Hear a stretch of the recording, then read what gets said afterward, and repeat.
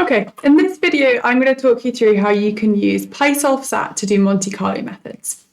And while this particular example uses the functions in PySulfSat, the ways we generate synthetic arrays with noise could actually be applied to a whole number of different applications. So this is applications beyond sulfide modeling. So what you're going to do is you can go to the PySulfSat GitHub here, and you can find the Read the Docs page this way, or there's a link in the paper. Then you're going to scroll down and you're going to click on the Monte Carlo simulations. So here is the one we're doing today.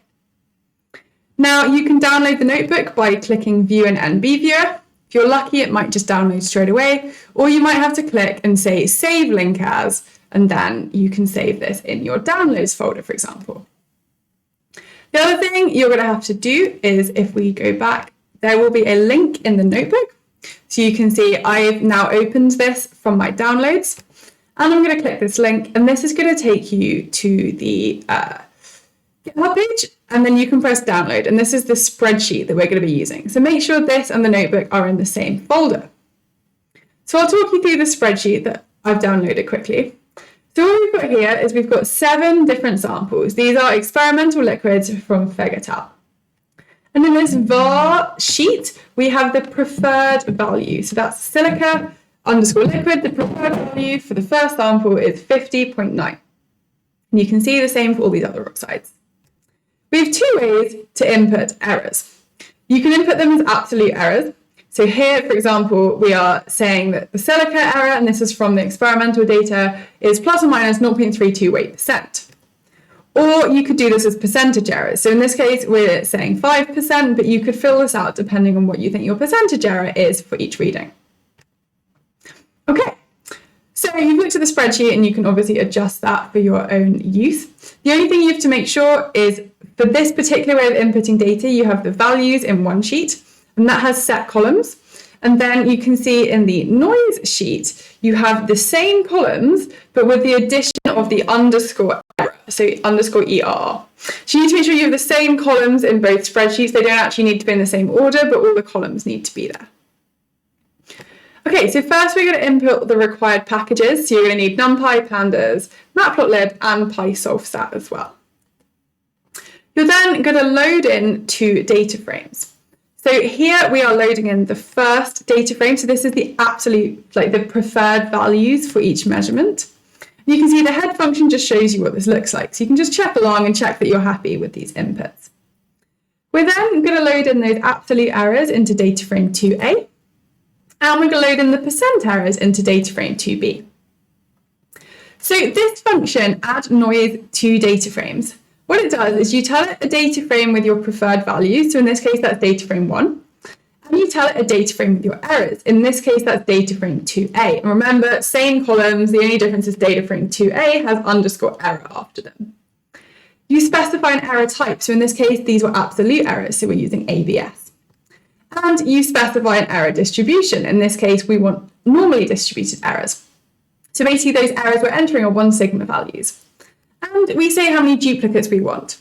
So what this means is for this first sample, this function is going to create 500 rows where each column basically varies based on the error distribution I've asked for and the error value. So you can print this, and you can see this. The first 5 rows are all for sample 1. You can see the silica contents are varying like 50, 51, 50, 50.6, 51, etc. And you could look at all of the rows if you really wanted to, or you can just see that there are 3,500 rows here. Okay, say you wanted to use percentage errors instead. So here we're loading that second data frame, df2b, and we're saying that we want the error type to be %. You could also change this to be uniform errors if that's what you wanted. So there's lots of options for customization here. Okay, let's look at these absolute errors, and let's look at what the resulting distributions look like for one sample.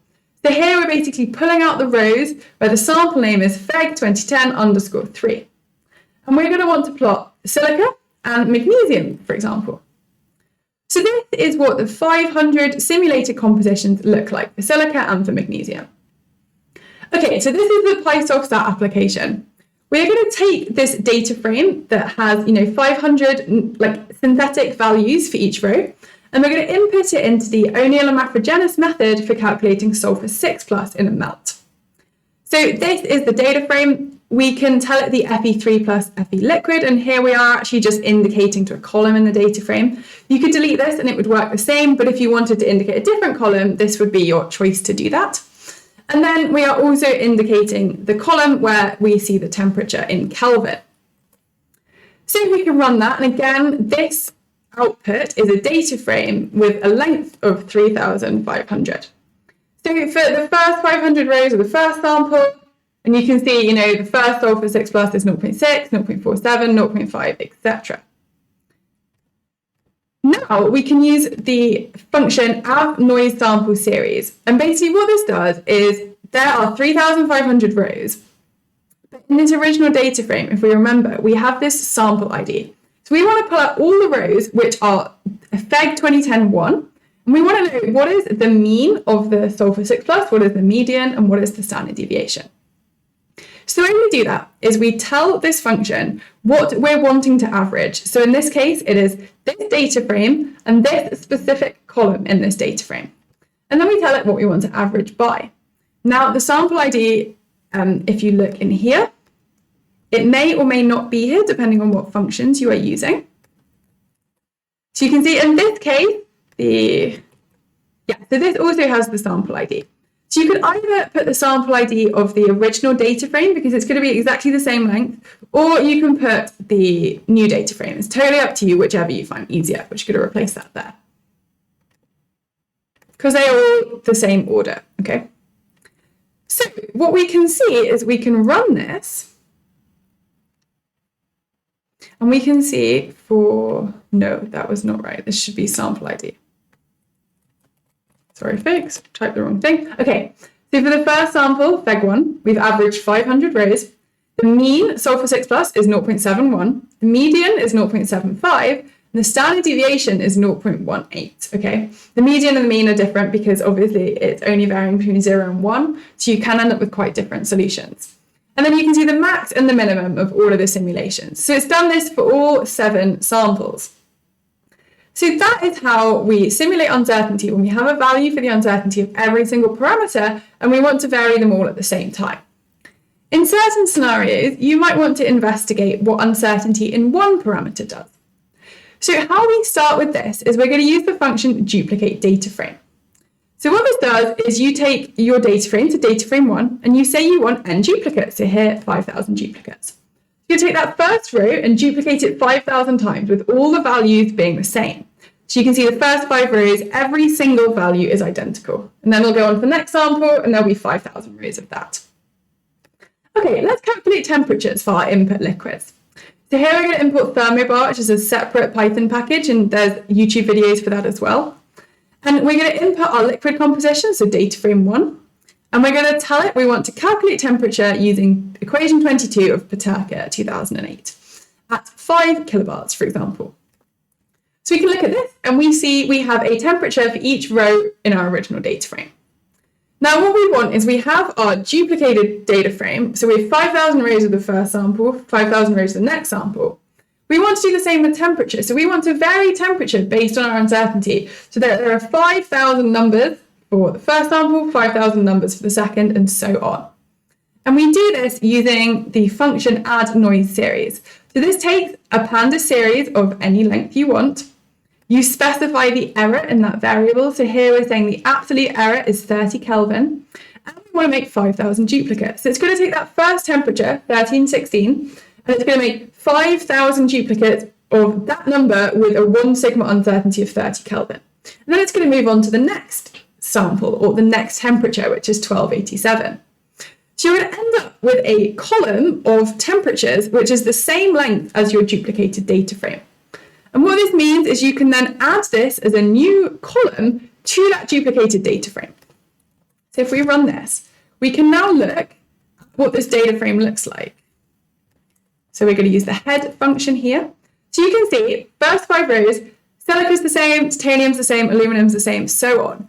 The input temperature is the same. This was what was produced. But now we've got a second column, TK Monte Carlo, which is the temperature with that noise added. Okay, so now say we want to calculate the SCSS using the Smythe model. We can input the data frame of liquid composition, so remember they're all the same, and then we're going to tell it the temperatures in this column. We're going to use a fixed sulfide composition and a pressure of 5 kilobars. So again, this will have it'll have more rows. Let's look at the length of this. So this has 35,000 rows, so 5,000 for each sample. So now again, we want to calculate what is the standard deviation and the mean of each sample. So we use this AVNOISE sample series. The thing we're wanting to average is this data frame and specifically this column. And again, we can either give it the sample ID in the duplicated data frame, or it'll be exactly the same if we do this. So totally up to you what you prefer. So now it tells you sample 1, 5,000 Monte Carlo simulations. The mean is 520 ppm. The standard deviation is 56 ppm, just from temperature. But let's say we're interested in the uncertainty from temperature and the sulfide composition. So say I've analysed a load of sulfides in these samples, and I think they have an iron nickel copper ratio of 0.65. But I think that has an uncertainty of plus 0.05. So the first thing I want to do is I want to make a Panda series which has 0.65 for each one of these samples in the original data frame 1. So I'm basically saying I want a fixed value and I want a Panda series with the length of data frame 1. Then I use the add noise series function. I give it the Panda series, I give it the error, and then I tell it about my error types. And then I append this onto the data frame. And now I can perform my SCSS calculation looking at uncertainty and temperature and sulfide composition. So you can build this up for as many variables as you want. And again, we're going to average this, and you can average, again, the duplicated sample ID is in both data frames. It's not going to matter which one you use. And you can see now that the variation because of temperature and sulfide composition is 69 ppm. And say you wanted to look at what just temperature did. Well, in this case, you could delete this. So instead of using the Monte Carlo, it's just using the temperature. And you're going to get an error, which I will sort out. But basically, you could mess around like this, and you can do a variety of things. Let's have a look what it's called in here. Yes. Okay, so I hope that's helpful, and thank you for your time.